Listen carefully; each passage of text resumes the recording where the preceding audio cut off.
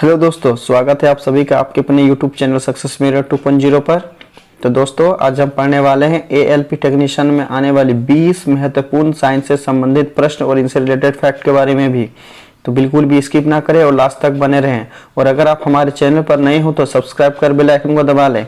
और लास्ट में मैं आपसे क्वेश्चन भी पूछूंगा जिसका आंसर आपको कमेंट बॉक्स में बतानी है। साथ ही आप हमारे टॉप 20 क्वेश्चन में कितना अटेम्प्ट कर पाते हैं वो कमेंट बॉक्स में जरूर लिखेंगे। तो चलिए स्टार्ट करते हैं। हमारा आज का पहला सवाल है, जब कोई जंतु कोशिका जल के किसी कम सांद्रता वाले माध्यम से घिरी हुई हो तब निम्नलिखित में से क्या परिणाम होगा। तो दोस्तों, अगर किसी भी प्रश्न का उत्तर अगर आपको पहले से मालूम हो तो कमेंट बॉक्स में जरूर लिखेंगे। तो इसका सही उत्तर हमारा क्या हो जाएगा? ऑप्शन नंबर ए, कोशिका से जल की हानि होगी। जब कोई जंतु कोशिका जल के किसी कम सांद्रता वाले माध्यम से घिरी हुई होती है तो कोशिका से क्या होता है दोस्तों? जल की हानि होती है। हमारा अगला सवाल है, क्वार्सियोकर कुपोषण का एक प्रकार है जो किसकी न्यूनता के कारण होता है। तो इसका सही उत्तर क्या हो जाएगा दोस्तों? कमेंट बॉक्स में लिखेंगे। और ये प्रीवियस ईयर में पूछा गया सवाल है। तो इसका सही उत्तर हमारा हो जाएगा option number D, protein. Protein की कमी के कारण क्वार्सियोकर नामक कुपोषण नामक बीमारी होती है। हमारा अगला सवाल है, ऑयल ऑफ विट्रियोल का रासायनिक नाम क्या है। और दोस्तों, आज हम जो आपसे टॉप 20 क्वेश्चन डिस्कस कर रहे हैं ये सारे के सारे इंपॉर्टेंट और 100% आपके एग्जाम में आने वाले क्लियर प्रश्न हैं। तो बिल्कुल भी स्किप ना करें और लास्ट तक बने रहें। और अगर आप हमारे साथ लास्ट तक बने रहते हो तो ये आपके एग्जाम के लिए बहुत ही यूजफुल होगा। जिसका सही उत्तर क्या हो जाएगा? ऑयल ऑफ विट्रियोल का रासायनिक नाम क्या है? जिसका सही उत्तर हमारा हो जाएगा ऑप्शन नंबर डी, सल्फ्यूरिक अम्ल। सल्फ्यूरिक अम्ल को ऑयल ऑफ विट्रियोल कहा जाता है। हमारा अगला सवाल है, यूरिया आमतौर पर इस्तेमाल किया जाने वाला नाइट्रोजन आधारित उर्वरक अमोनिया और किसके बीच अभिक्रिया द्वारा तैयार किया जाता है। दोस्तों, बड़ा इंटरेस्टिंग सवाल है दोस्तों, ये बहुत इंपॉर्टेंट है। तो यूरिया आमतौर पर इस्तेमाल किया जाने वाला एक नाइट्रोजन आधारित उर्वरक है जिसमें अमोनिया के साथ किसके साथ अभिक्रिया करा के तैयार किया जाता है। जिसका सही उत्तर हमारा हो जाएगा option number A, carbon dioxide. Ammonia को जब कार्बन डाइऑक्साइड से अभिक्रिया किया जाता है दोस्तों तो हमारा क्या होता है दोस्तों? यूरिया का निर्माण होता है। हमारा अगला सवाल है, समस्थानिक समान, खाली स्थान यहाँ पर दिया है दोस्तों, दर्शाने वाले परमाणु है। तो समस्थानिक में क्या समान होती है? तो इसका सही उत्तर हमारा हो जाएगा ऑप्शन नंबर ए, परमाणु क्रमांक। समस्थानिक में परमाणु क्रमांक समान होती है। जबकि अगर आपसे पूछता है कि संभारिक में क्या होता है तो संभारिक में द्रव्यमान संख्या समान होती है। हमारा अगला सवाल है, और दोस्तों ये बहुत ही इंपॉर्टेंट सवाल है, इसका उत्तर आप हमें कमेंट बॉक्स में बताएंगे। ऑक्टोपस में कितने हृदय होते हैं? और आप देख सकते हैं दोस्तों ये सारे रियल प्रश्न है दोस्तों, एग्जाम में आने वाले इंपॉर्टेंट और महत्वपूर्ण प्रश्न हैं। तो सभी प्रश्नों को आप अच्छे से देखेंगे और उन्हें याद करेंगे। साथ ही दोस्तों लाइक और शेयर जरूर कर दिया करेंगे। जो भी आपके दोस्त एएलपी टेक्नीशियन की तैयारी करते हैं उन्हें शेयर जरूर कर दिया करेंगे। जिसका सही उत्तर क्या हो जाएगा? ऑक्टोपस में कितने हृदय होते हैं? इसका सही उत्तर हमारा हो जाएगा ऑप्शन नंबर ए, 3। ऑक्टोपस में 3 हृदय होते हैं। हमारा अगला सवाल है, ल्यूकोप्लास्ट का कौन सा रूप तेल संश्लेषण और भंडार में माहिर है और मुख्य रूप से परागकणों में कोशिकाओं की परत में पाया जाता है जो परागकणों को विकसित करते हैं। तो इसका सही उत्तर हमारा क्या हो जाएगा? Option number D, elaioplast. Elaioplast leucoplast का एक परत है दोस्तों जो इसमें तेल संश्लेषण और भंडार में ये माहिर होती है। साथ ही ये मुख्य रूप से परागकणों की कोशिकाओं की परत में पाया जाता है और परागकणों को विकसित भी करता है। हमारा अगला सवाल है, बेरियम नाइट्रेट का उपयोग सिग्नल फ्लेयर जिसे हम लोग बोलते हैं संकेत को भेजने और चमकीले किस रंग में जलने वाली आतिशबाजी में किया जाता है। तो दोस्तों, बेरियम नाइट्रेट का जो चमकीला रंग होता है वो किस कलर का होता है? तो इसका सही उत्तर हमारा हो जाएगा ऑप्शन नंबर डी, हरा। और दोस्तों अगर आपसे पूछता है स्ट्रांसियम का लाल चटक रंग क्या होता है दोस्तों, तो स्ट्रांसियम हमारा होता है लाल रंग का होता है। स्ट्रांसियम में जो सिग्नल के रूप में प्रयोग किया जाता है वो कौन सा कलर होता है? वो लाल कलर का होता है। और बेरियम नाइट्रेट हमारा दोस्तों हरा कलर का होता है। हमारा अगला सवाल है, ग्लूकोज के 0.1 मोल का द्रव्यमान कितना होगा। तो दोस्तों इसका मोल का द्रव्यमान निकालने के लिए दोस्तों हमें सबसे पहले ग्लूकोज का सूत्र पता होनी चाहिए। तो ग्लूकोज का क्या सूत्र होता है? C6H12O6 होता है। तो दोस्तों कार्बन का परमाणु क्रमांक कितना होता है? 6 होता है और द्रव्यमान संख्या 12। उस 12 को जब कार्बन के होल्ट बाय 6 से गुना करते हैं तो कितना हो जाएगा हमारा? 72 हो जाएगा। जोड़ हाइड्रोजन का परमाणु क्रमांक कितना होता है? 1 होता है, द्रव्यमान संख्या 1 होती है और जब उसके 12 होल्ट बाय से गुना करेंगे कितना हो जाएगा दोस्तों? 12 कम 12 हो जाएगा। ऑक्सीजन का परमाणु क्रमांक हमारा होता है 8, द्रव्यमान संख्या होती है 16, जब उसको होल्ट बाय 6 से गुना करते हैं तो कितना हो जाएगा? 16 छक 96 और हमारा कुल मास जोड़ेंगे तो कितना होगा दोस्तों? 180 हो जाएगा। अब यही 180 को दोस्तों हम इसको 0.1 से हम लोग क्या करेंगे? गुना करेंगे।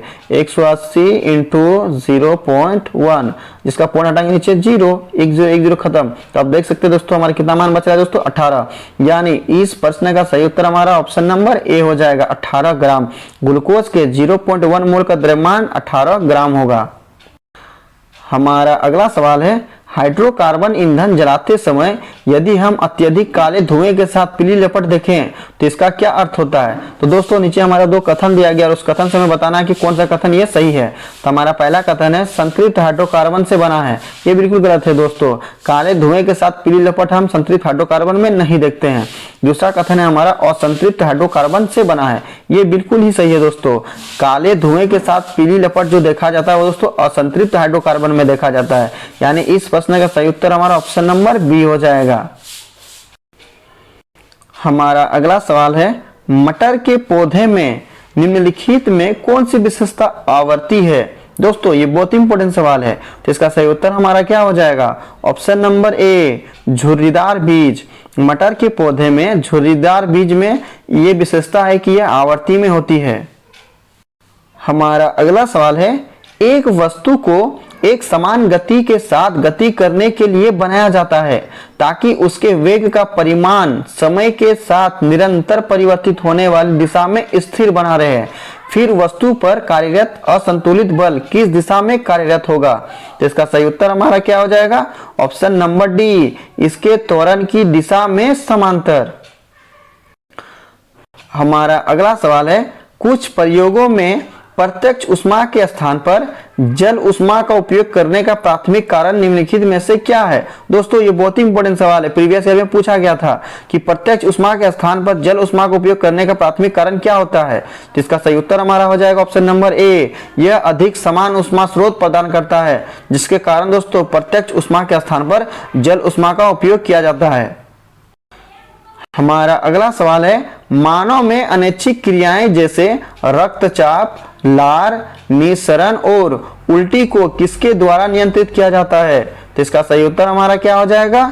Option number C, medulla oblongata. Medulla oblongata के द्वारा जैसे मानव में होने वाली अनैच्छिक क्रियाएं रक्तचाप, लार, निस्सरण और उल्टी को नियंत्रित किया जाता है। हमारा अगला सवाल है, निम्नलिखित में से कौन सा प्रजातियों की संख्या को बनाए रखने और उन्हें विलुप्त होने से बचाने के लिए आवश्यक है? तो प्रजातियों की संख्याओं को विलुप्त होने से बचाने के लिए हमें क्या आवश्यक है? तो इसका सही उत्तर हो जाएगा ऑप्शन नंबर ए, प्रजनन।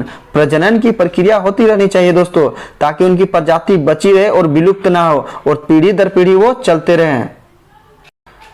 हमारा अगला सवाल है, पृथ्वी पर दिखने वाले प्रकाश संश्लेषक ऑक्सीजन मुक्त करने वाले जीव कौन थे? तो दोस्तों पृथ्वी पर दिखने वाले प्रकाश संश्लेषक ऑक्सीजन मुक्त करने वाले जीव कौन थे? तो इसका सही उत्तर हमारा हो जाएगा option number B, cyanobacteria. Cyanobacteria प्रकाश संश्लेषण के द्वारा ऑक्सीजन को मुक्त करते थे।